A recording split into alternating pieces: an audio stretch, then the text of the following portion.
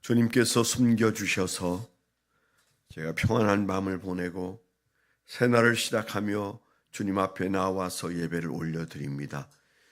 우리가 예배할 마땅한 하나님 아버지, 이 예배가 하나님께 영광이 되게 하시고 하나님을 높인 인생들을 오늘도 높여주셔서 우리가 사는 삶의 현장에서 주님 상처받지 않고 상처 주지 않고 오늘도 많은 이들을 은혜 가운데 격려하며 살 수 있는 새 힘을 허락해 주시옵소서.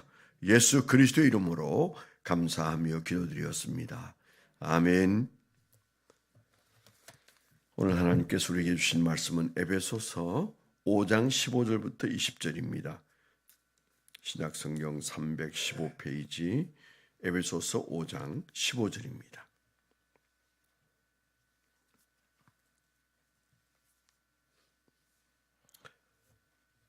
같이 합독해서 한번 읽겠습니다. 에베소서 5장 15절 시작. 그런즉 너희가 어떻게 행할지를 자세히 주의하여 지혜 없는 자같이 하지 말고 오직 지혜 있는 자같이 하여 세월을 아끼라. 때가 악하니라. 그러므로 어리석은 자가 되지 말고 오직 주의 뜻이 무엇인가 이해하라. 술 취하지 말라. 이는 방탕한 것이니 오직 성령으로 충만함을 받으라. 시와 찬송과 신령한 노래들로 서로 화답하며 너의 마음으로 주께 노래하며 찬송하며 범사에 우리 주 예수 그리스도의 이름으로 항상 아버지 하나님께 감사하며 그리스도를 경외함으로 피차 복종하라. 아멘. 21절까지 읽었는데요. 네. 오늘 말씀 적용하고 적어본 적용 제목을 잠깐 나누면 하나님의 자녀는 가치에 부합한 삶을 살아야 한다. 최선의 삶은 성령 충만에 있다. 그렇게 적었습니다. 하나님의 자녀는 가치에 부합한 삶을 살아야 한다. 최선의 삶은 성령 충만에 있다. 우리가 읽은 말씀은 그러므로로 시작하는 말씀이죠. 그러므로, 그런즉, 세번역에는 그러므로 이렇게 되어 있는데요. 그런즉 그 앞에 뭔가 잔뜩 말씀하시고 그 다음에 이제 어떻게 행해야 할지, 어떻게 살아야 할지를 주의하여 지혜롭게 생각해야 된다. 근데 그렇게 말씀하시는 것으로 봤을 때 어떻게 살아야 할지를 왜 생각해야 되느냐라고 하는 말이 그 앞에 있는 거잖아요. 5장 1절부터 14절 안에는 왜 새삼스럽게 이제 나는 어떻게 살아야지 그런 생각을 해야 되는지를 얘기하고 있는 거죠.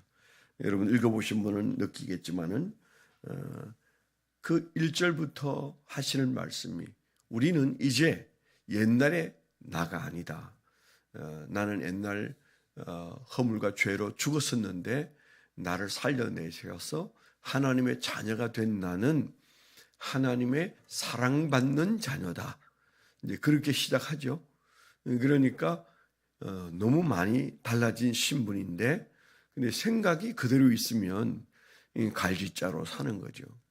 우리가 아무리 하나님께서 살려놨어도 생각이 바뀌지 않으면 그건 다시 옛날로 돌아갈 수밖에 없는 거죠.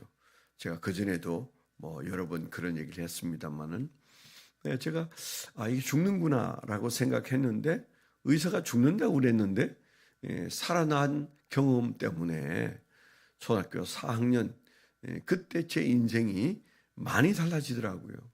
그러니까 4학년이 되기 전 2월 초에 알았고 병원에 갔고 그 다음에 3월 초에 의사가 죽는다고 했어요. 제가 듣는 데서 죽는구나 이렇게 생각했는데 저희 어머님이 그 의사를 붙들고 죽어도 좋으니까 수술 한번 해달라고 그 얘기를 눈을 감고 누워서 죽은 듯 누워서 듣는데 의사도 죽는다고 그러고 우리 어머니도 이제는 마지막 희망을 의사에게 걸고 있는 거 보니까 죽는 거구나 이렇게 생각했어요. 그런데 4월 중순에 살아왔거든요. 그러니까 제 마음이 오는 길에 버스를 타고 고향으로 돌아오는 길에 배 타고 버스 타고 이러면서 이제 오는 길에 다르게 살아야 된다. 4학년인데 남들은 벌써 4학년을 시작해서 한 달 보름이 됐는데 저는 이제 4학년에 한 달 보름을 건너뛰고 가는 아이의 마음속에 하나님이 살려주셨다. 나는 이제 좀 다르게 살아야 되는데 어떻게 살아야 되나 곰곰이 생각하다가 버스 안에서 엄마 표준전과 사줘요. 이제 그게 제가 했던 말이에요. 저도 너무 잘 기억하고 있는 말이에요.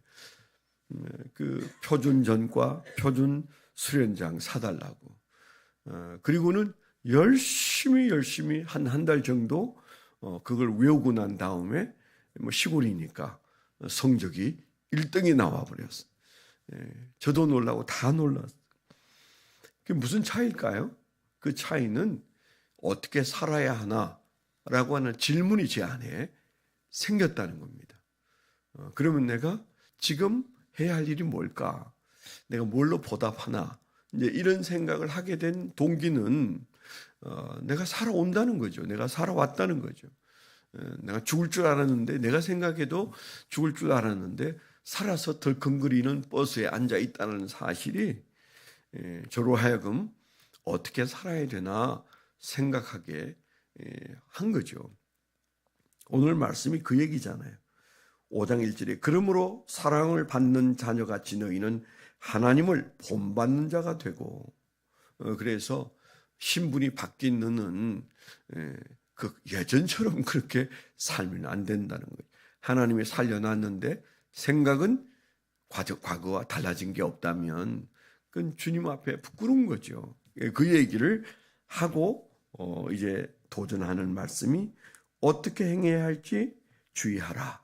근데 그렇게 다시 말한다면 어떻게 살아야 할지를 주의 깊게 생각하라. 그런 말씀을 주시는 거죠. 그래서 우리는 아침마다 새벽 기도할 때마다 오늘은 나는 누구지? 물어보시고 그렇다면 나는 어떻게 살아야지? 우리가 이 두 가지 의식은 가져야 된다고요. 지금 나는 누구냐? 그리고 나는 그렇다면 어떻게 살아야 되느냐? 그 생각이 너무 중요한 거죠. 제가 늘 얘기하잖아요. 존 웨슬레이 어머니 수잔나 웨슬레가 19명의 아이를 낳아서 한 막사에서 키우면서 밤마다 외치게 한 세 마디. 누가 너희를 이 세상에 보내느냐? 왜 너희를 이 세상에 보내느냐?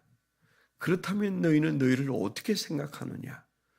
그렇게 그 엄마가 묻고 자식들이 답하고 그리고 마치 점호를 취하듯 말하고 잠자리에 들었을 때 존 웨슬레가 그 태에서 나오고 찰스 웨슬레가 그 태에서 나왔다. 이건 뭐 너무 놀라운 사건이죠. 그렇게 그 자녀들을 잘 키우게 되었던 것은 자식을 적게 낳아서가 아니고 많아서 못 키운 게 아니고 어떤 정신을 불어넣는가 중요한 거죠. 그 마음에 담고 있는 생각이 뭐냐가 중요한 거죠. 우리가 하나님이 살려놨어도 하나님의 자녀로 살고 있어도 예수 그리스도의 신부로 살고 있어도 성령의 전으로 살고 있어도 우리가 우리 마음속에 나를 누구라고 생각하느냐에 있어서 생각 없으면 오늘도 생각 없이 살 겁니다. 생각이 있으면 오늘은 우리는 다르게 사라질 거예요. 그래서 오늘 하시는 말씀이 어떻게 살지를 생각하라. 그게 지혜가 필요하다. 지혜 중에 가장 중요한 지혜는 시간이 없다는 생각이다. 세월을 아끼라고 그랬잖아요. 오늘 말씀에 세월을 아끼라. 때가 악하니라. 악하다는 게 뭐예요? 끝이 온다는 거잖아. 끝이 온다. 시간으로 말하면 최악의 시간들로 가고 있다. 그러니까 세월을 아껴야 된다. 제가 며칠 전에 이제 그 포항에 갔다 오는 바람에 하이패스 하이패스 뭐라고 그러지? 단말기에 저장되었던 돈이 다 됐나 봐요. 그래서 시동을 켤 때마다 잔고가 영원입니다. 잔고가 영원입니다. 이렇게 계속 방송을 해요. 제가 처음에는 저거 꺼버려야 되나? 어떻게 해야 되나? 언제 채우지? 그랬는데 오늘 아침에는 큐티를 하고 차를 타는데 느낌이 달랐어요. 너 인생의 잔고가 얼마 남지 않았어. 이제 그렇게 받아들이면 되겠다. 좀 더 켜놔야 되겠다. 잔고가 영원입니다. 라고 하는 말이 다르게 들리더라고요. 세월이 악하다는 말이 그 말이고 세월을 아끼라는 말이 그 말이죠. 진정한 지혜는 시간 속에서 깨달아지는 겁니다. 어떻게 살아야 되지? 시간이 얼마 없는데 이게 지혜인 거죠.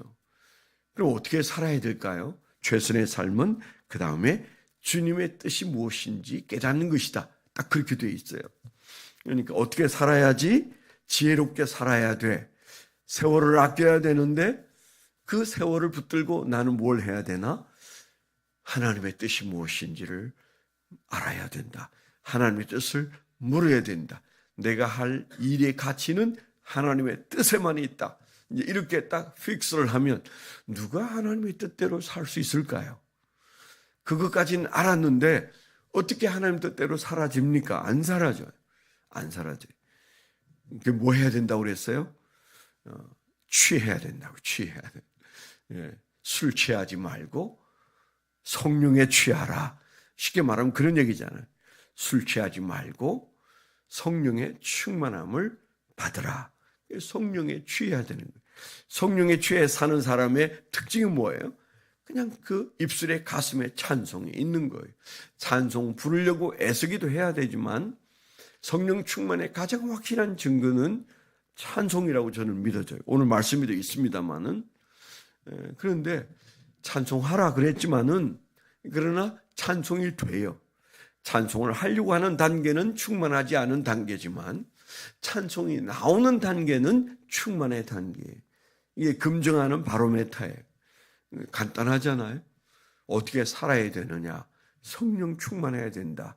성령 충만한가? 나는 찬송하고 있는가? 아니면 찬송하려고 애를 쓰는가?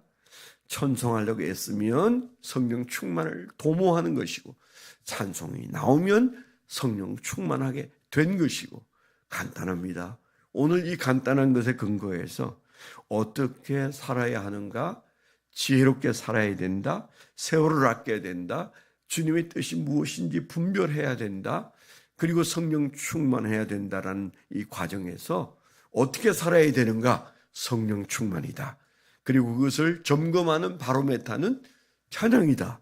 이렇게 좀 간단하게 만들어서 오늘 살면 참 좋겠다는 생각이 듭니다. 오늘 그렇게 저와 여러분들이 성령 충만에 도달하는 삶을 살게 되기를 축원합니다. 네, 기도 제목 좀 나누겠습니다. 우리 임원무 장로님이 가족 여행 중에 있다고 합니다. 이제 긴 직장 생활을 마감하고 퇴직 기념으로 아마 자녀들과 함께 여행 중에 있는 것 같습니다. 내일 돌아올 때까지 안전할 수 있도록 여러분 기도해 주십시오. 박길종 집사님의 그 암덩어리 우리 기도로 녹아내릴 수 있도록 기도해 주시고요. 한인재 성도님 파킨슨 병이 조금씩 깊어지고 있는 것 같습니다. 그 가족들을 지켜주시고 그 성도님의 마음속에 믿음이 더 깊이 들어가도록 기도해 주시고 한의종 장로님도 좀 목 디스크로 고생하는 것 같습니다. 기도해 주십시오. 저도 기도해 주시면 고맙겠습니다. 이 부정맥 지금 현재 병원에서 내일까지 테스트를 하고 있습니다. 그래서 이제 테스트 결과에 따라서 어떻게 처치를 해야 되는지를 결정한다고 하는데요. 저를 위해서도 기도해 주시고 내일 아침은 우리가 일주일 동안 기다리던 올리브 블레싱입니다. 하나님께서 은혜 위 은혜를 우리에게 더해 주시도록 기도해 주시면 감사하겠습니다. 하나님 아버지, 우리가 하나님의 자녀된 자로 참으로 존귀한 자로 삼아주셔서 죽었던 우리를 살리신 주님의 은혜를 붙들고 오늘 값지게 주여 한 날을 살 수 있기를 소망합니다. 주여 우리에게 성령 충만한 은혜를 허락해 주시옵소서.